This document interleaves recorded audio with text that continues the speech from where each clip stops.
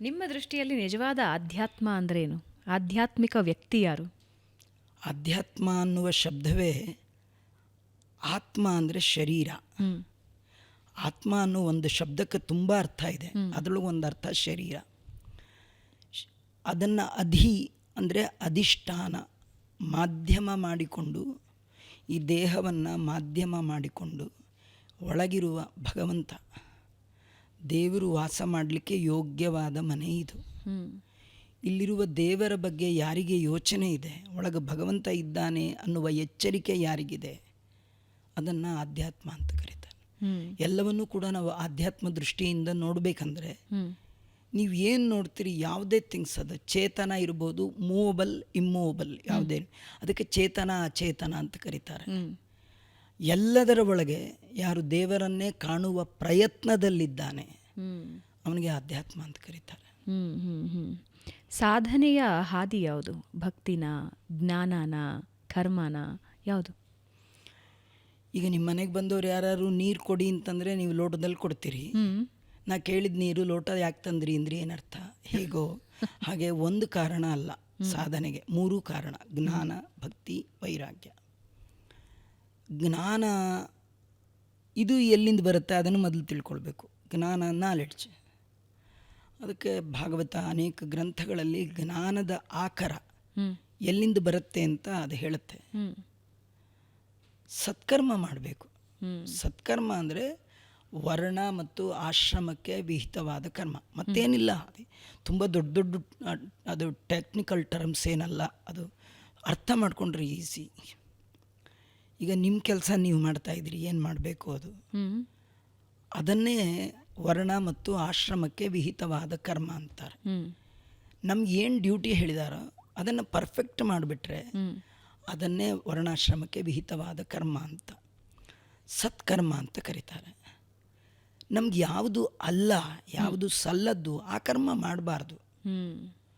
ಮನುಷ್ಯ ಮಾತ್ರದವರಿಗೆ ಯಾವುದು ಕರ್ಮ ಅಂತ, ಸತ್ಕರ್ಮ ಅಂತ ಹೇಳಿದ್ದಾರೆ.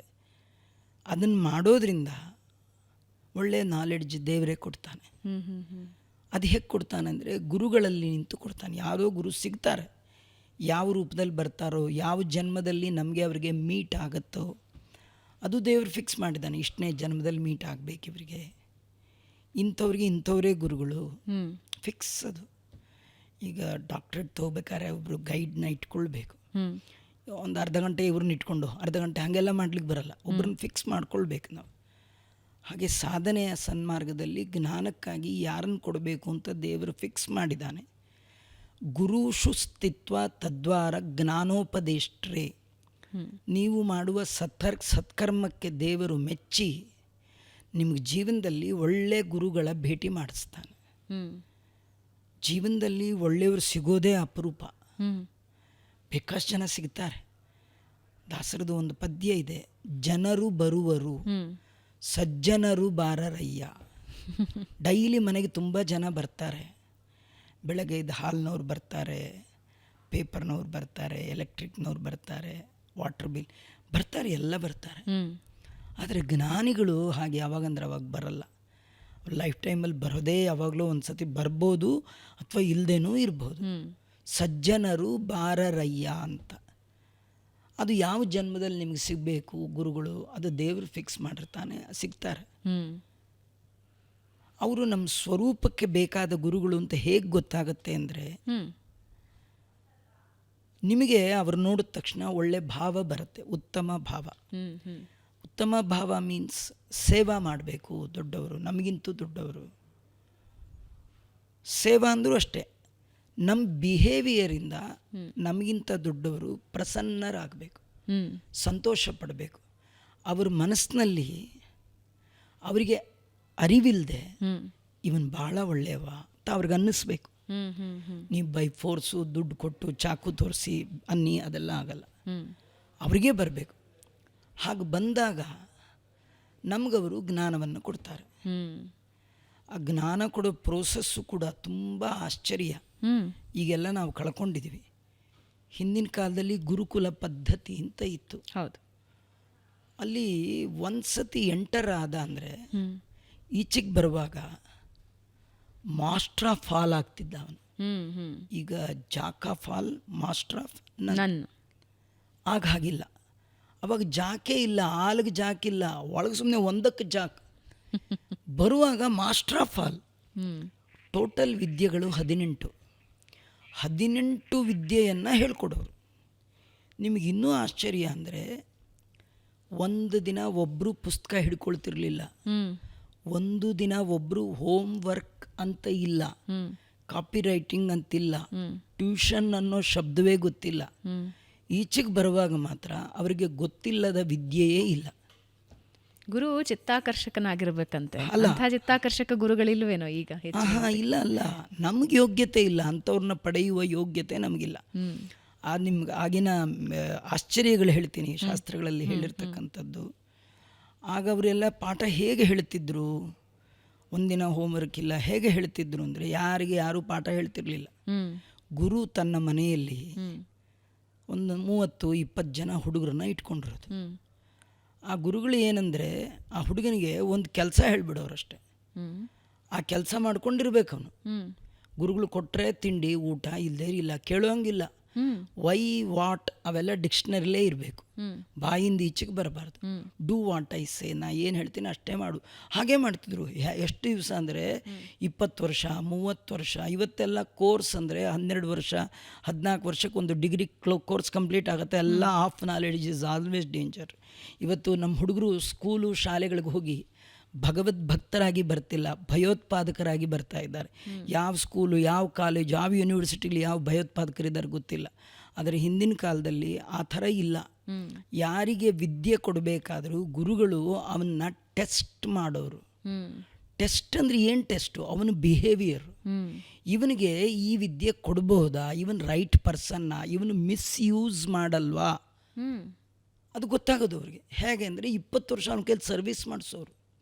ಆ ಸರ್ವೀಸ್ ಮಾಡುವಾಗ ಮನೆ ಎಲ್ಲ ಕೆಲಸ ಮಾಡಬೇಕಿತ್ತು ಅವನು. ಮನೆಯಲ್ಲೆಲ್ಲ ಕೆಲಸ ಮಾಡುವಾಗ ಯಾವಾಗಲೂ ಅವನು ಟೆಂಪರ್ಗೆ ಒಳಗಾಗಲಿಲ್ಲ ಅಂತಾದರೆ, ಒಂದೇ ಥರ ಅವನು ಮೆಂಟ್ಯಾಲಿಟಿ ಇಟ್ಕೊಂಡಿದ್ದ ಅಂದರೆ, 6ಕ್ಕೆ ಏರದೆ 3ಕ್ಕೆ ಕುಗ್ಗದೆ, ಹಿಗ್ಗದೆ ಕುಗ್ಗದೆ ತನ್ನ ಬಾಳು ಜೀವನ ದೊಡ್ಡವರಿಗಾಗಿ ಸವಿಸಿದ ಅಂತಾದರೆ, ಸಮಚಿತ್ತ ಭಾವದಿಂದ ಇದ್ದ ಅಂತಾದರೆ, ಗುರುಗಳಿಗೆ ಅವನು ನೋಡಿ ಕಾರುಣ್ಯ ಬರ್ತಿತ್ತು. ಅವನು ಕರೆಯೋರು, ಕರೆದು ಕೇಳೋರು, ನೀನು ನಮ್ಮ ಮನೆಗೆ ಬಂದು ಎಷ್ಟು ವರ್ಷ ಆಗಿದೆ ಅಂತ ಕೇಳೋರು. ಶಿಷ್ಯ ಸ್ವಾಮಿ ಒಂದು 30 ವರ್ಷ 40 ವರ್ಷ ಆಗಿರಬೇಕು ಅನ್ನೋನು. ಆಗ ಗುರುಗಳ ಕಣ್ಣಲ್ಲಿ ನೀರು ಬರೋದು. 30 ವರ್ಷದಿಂದ ನಿನಗೇನು ಹೇಳ್ಕೊಡ್ಲಿಲ್ಲ, ಬಾ ಅಂತ ಕರೆದು ಅವನನ್ನು ಎದುರು ಕೂಡಿಸ್ಕೊಂಡು ಕೇವಲ ತಮ್ಮ ಮಧ್ಯದ ಕೈಯನ್ನು ಅವನ ತಲೆ ಮೇಲೆ ಇಡೋರು, ಬ್ರಹ್ಮರಂಧ್ರದ ಮೇಲೆ. ನಮಗಿವತ್ತು ನಂಬಲಿಕ್ಕೂ ಸಾಧ್ಯ ಇಲ್ಲ. ಫ್ರ್ಯಾಕ್ಷನ್ ಆಫ್ ಸೆಕೆಂಡಲ್ಲಿ ಇವರ ಮೆದುಳಲ್ಲಿರುವ ಎಲ್ಲ ವಿದ್ಯೆ ಅವನಿಗೆ ಟ್ರಾನ್ಸ್ಫರ್ ಮಾಡಿಬಿಡೋರು. ಇದೆಲ್ಲ ಸುಮ್ಮನೆ ರೀಲ್ ಅನ್ಸತ್ತೆ, ರಿಯಲ್ ರೀಲ್ ಅನ್ಸತ್ತೆ, ರಿಯಲ್ ಅನ್ಸಲ್ಲ. ಆದರೆ ನಿಮ್ಗೆ ರಿಯಲ್ ಅನ್ಸೋ ಉದಾಹರಣೆ ನನ್ನ ಹತ್ರ ರೆಡಿ ಇದೆ. 2 ಬ್ಲೂಟೂತ್ನ ಆನ್ ಮಾಡಿ ಫೋನ್ ಪಕ್ಕದಲ್ಲಿಟ್ಟರೆ ಪೂರಾ ಡೇಟಾ ಫ್ರ್ಯಾಕ್ಷನ್ ಆಫ್ ಸೆಕೆಂಡಲ್ಲಿ ಇಲ್ಲಿ ಬರುತ್ತೆ.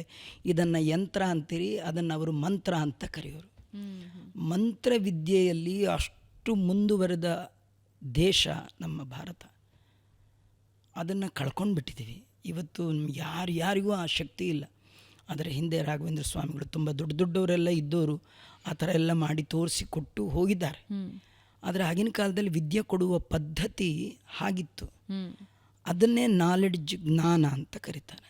ಆ ಜ್ಞಾನ ಏನಂದರೆ ಬೇರೆ ಏನಿಲ್ಲ, ಅವನ ಒಳಗೆ ಯಾವ ದೇವರ ರೂಪ ಇದೆ ಅದನ್ನು ಅವನಿಗೆ ತೋರಿಸೋರು. ತಾವು ನೋಡಿದರೆ ಮಾತ್ರ ಇನ್ನೊಬ್ಬರಿಗೆ ತೋರಿಸ್ಲಿಕ್ಕೆ ಬರುತ್ತೆ. ತಮಗೆ ದೇವರ ಪರಿಚಯ ಇಲ್ದಿದ್ರೆ ಇನ್ನೊಬ್ಬನಿಗೆ ಪರಿಚಯ ಮಾಡಿಸ್ಲಿಕ್ಕೆ ಬರಲ್ಲ.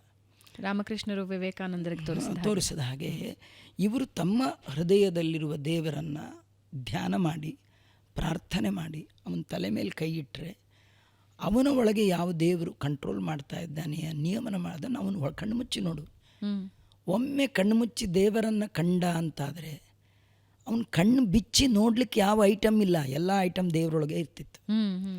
ಹೀಗೆ ಅವನು ಯಾವಾಗಲೂ ಆಧ್ಯಾತ್ಮ, ಅವನಿಗೆ ದೇವರು ಬಿಟ್ಟರೆ ಇನ್ನೊಂದು ಬೇಡ. ಅಷ್ಟೇ ಅಲ್ಲ, ಏನು ನೋಡಿದ್ರು ಇಲ್ಲಿ ನೋಡಿದ ದೇವ್ರನ್ನೇ ಅಲ್ಲೂ ನೋಡ್ತಿದ್ದ.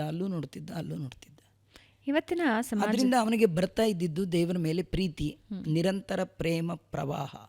ಅದನ್ನೇ ಭಕ್ತಿ ಅಂತ ಕರೀತಾರೆ. ಜ್ಞಾನ ಭಕ್ತಿ. ಹ್ಮ್ ಹ್ಮ್ ವೈರಾಗ್ಯ ಅಂದರೆ ಬೇರೆ ಏನಲ್ಲ, ದೇವರು ಒಬ್ಬನೇ ಬೇಕು, ಉಳಿದದ್ದು ಏನೂ ಬೇಡ ಅನ್ನೋದು ವೈರಾಗ್ಯ. ಇದ್ರದ್ದು ಒಂದು ಸ್ಮಾರ್ಟ್ ಎಕ್ಸಾಂಪಲ್ ಅಂದರೆ, ಒಂದು ಮಗುವನ್ನು ತಾಯಿ ಮಾರ್ಕೆಟ್ಗೆ ಹೋಗುವಾಗ ಮಗು ನಾನು ಬರ್ತೀನಿ ಹಠ ಮಾಡುತ್ತೆ, ತಾಯಿಗೆ ಭಾಳ ಭಯ. ಮಗುಗೆ ಹೇಳ್ತಾಳೆ, ನಿನ್ನ ಕರ್ಕೊಂಡು ಹೋಗಲ್ಲ, ಯಾಕಂದರೆ ನೀ ಕಂಡಿದ್ದೆಲ್ಲ ಕೇಳ್ತೀಯ, ನಿನ್ನ ಕರ್ಕೊಂಡು ಹೋಗಲ್ಲ. ಇಲ್ಲ, ಮಗು ಭಾರಿ ಒಳ್ಳೇದ, ಭಾರಿ ಬುದ್ಧಿವಂತದ್ದು, ಏನು ಕೇಳಲ್ಲಮ್ಮ, ಕರ್ಕೊಂಡು ಹೋಗು ಅಂತ ಹೇಳುತ್ತೆ. ಕರ್ಕೊಂಡು ಇನ್ನೇ ಬಿಟ್ಟು ಹೋಗೋದು ಹಾಗೆ ಕರ್ಕೊಂಡು ಹೋಗ್ತಾಳೆ. ಶುರು ಮಾಡುತ್ತದು ಹಳೇ ಬುದ್ಧಿ, ಅದು ಕೊಡಿಸು ಇದು ಕೊಡಿಸು ಅಂತ ಹೇಳುತ್ತೆ. ತಾಯಿಗೆ ಸಿಟ್ಟು, ಅದಕ್ಕೆ ನೀನು ಕರ್ಕೊಂಡು ಬರಲ್ಲ ಅಂತ ಹೇಳಿ ಕೆಳಗಿಟ್ಟು ಮಗುನ ಒಟ್ರಾಸಿ ಕೈ ಹಿಡಿದು ಹೋಗ್ತಿರ್ತಾಳೆ. ಈ ತಾಯಿ ಏನೋ ತಗೊಳ್ಬೇಕು ಅಂತ ಅವಳಿಗಾದ್ರೂ ಯೋಚನೆ. ಬೈ ಮಿಸ್ಟೇಕ್ ಮಗು ಬೇರೆ ಅಕ್ಕಪಕ್ಕದ ವಸ್ತುವಿನ ಆಕರ್ಷಣೆಯಿಂದಾಗಿ ಅಮ್ಮನ ಕೈ ಬಿಟ್ಟು ಬಿಡುತ್ತೆ. ಅಮ್ಮ ಸ್ಪೀಡು, ಮಗ ಅಲ್ಲೋ ನೋಡ್ತಾ ನಿಂತು ಬಿಡ್ತು, ಮಗು ತಪ್ಪಿಸ್ಕೊಂಡು ಬಿಡ್ತು. ಅಳೋದು ಯಾರು? ತಾಯಿನೂ ಅಳ್ತಾಳೆ, ಮಗು ಭಾರಿ ಅಳತ್ತೆ. ಭಾರಿ ಹತ್ತು ಅಳೋದನ್ನು ಯಾರೋ ನೋಡಿದವರು ಯಾಕೋ ಮಗು ಅಳ್ತಾ ಇದೆ ಎತ್ಕೊಳ್ತಾರೆ. ಆ ಮಗುವಿನ ಅಳು ನಿಲ್ಲಿಸ್ಬೇಕು ಅಂತ, ನಿಂಗೆ ಈ ಬೇಕಾ ಅದು ಬೇಕಾ ಗಿಲ್ಕಿ ಬೇಕಾ ಅಂದರೆ ಏನೂ ಬೇಡ, ಏನು ಬೇಕು ನನಗೆ ಅಮ್ಮ, ಏನೂ ಬೇಡ ಅಮ್ಮ ಬೇಕು ಅನ್ನೋದೇ ಆ ಮಗುವಿಗೆ ಅಮ್ಮನ ಮೇಲಿರುವ ಪ್ರೀತಿಯ ದ್ಯೋತಕ. ಹಾಗೆ ಜೀವನದಲ್ಲಿ ಮನೆ ಬೇಕಾ, ಬ್ಯಾಂಕ್ ಬ್ಯಾಲೆನ್ಸ್ ಬೇಕಾ ಅಂದಾಗ ದ್ಯೋತಕ ಭಗವಂತನಲ್ಲಿ ಪ್ರೀತಿ ಮಾಡುವಾಗ ಅದು ಬೇಡ ನಂಗೆ ದೇವರೇ ಬೇಕು ಅನ್ನೋದಿದೆಯಲ್ಲ, ಅದು ನಿಶ್ಚಲವಾದ ಪ್ರೀತಿ, ಅದನ್ನು ವೈರಾಗ್ಯ ಅಂತ ಕರೀತಾರೆ. ಈ ಮೂರು ಕೂಡ ಸಾಧನೆಗೆ ಮಾರ್ಗ, ಮೂರೂ ಮಾರ್ಗಗಳು. ಮತ್ತು ನೀರು ಬೇಕಂದರೆ ಲೋಟ ಹೇಗೆ ಬೇಕೇ ಬೇಕೋ ಹಾಗೆ ಜ್ಞಾನ ಭಕ್ತಿ ವೈರಾಗ್ಯ ಒಂದಕ್ಕೊಂದು ಪೂರಕ, ಒಂದು ಬಿಟ್ಟು ಒಂದಿಲ್ಲ. ಬಹಳ ಸುಂದರವಾಗಿ ವಿವರಿಸಿದ್ರಿ.